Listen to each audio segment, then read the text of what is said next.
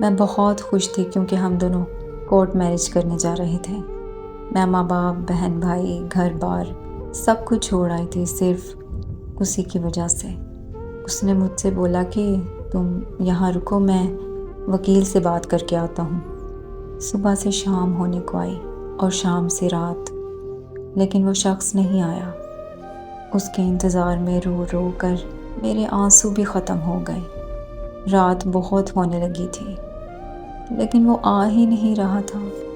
پھر مجھے سمجھ آیا کہ جس کے لیے میں سب کچھ چھوڑ آئی ہوں وہ مجھے ہی چھوڑ کر چلا گیا ہے۔ میں خودکشی کرنے ہی والی تھی کہ ایک عورت نے مجھے روک لیا۔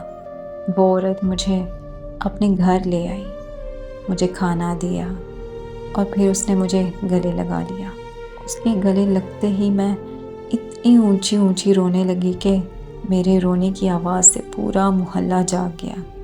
میرے چپ ہونے پر ایک آدمی میرے کمرے میں آیا اور اس عورت نے بولا کہ اس آدمی سے تمہاری شادی ہے۔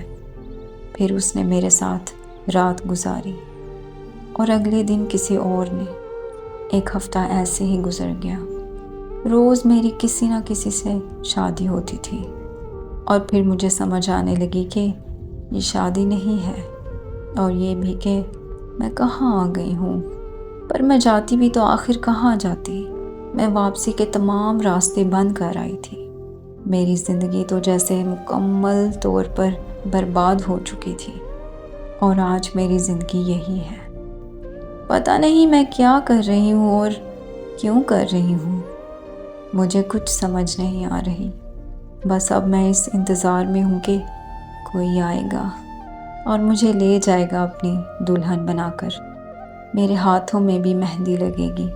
کوئی تو مرد خدا نے میرے لیے بنایا ہوگا جو مجھ سے نکاح کرے گا، میرے جسم سے نہیں میری روح سے محبت کرے گا، مجھے عزت دے گا، مجھے گھر دے گا، میرے بھی بچے ہوں گے۔ پر شاید میری یہ خواہش کبھی پوری نہیں ہو سکتی، کیونکہ میں نے اپنی زندگی خود برباد کی ہے اور اس کی ذمہ دار صرف اور صرف میں ہوں۔